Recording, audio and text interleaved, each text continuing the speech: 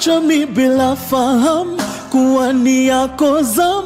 Angalau ungeniambia eti unakam, nitulize hamu wangu wa dhati.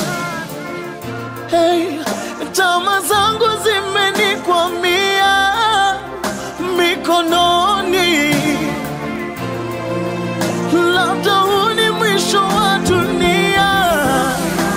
Safiri salama, msalimu Maulana, tutaonana baadaye. Safiri salama.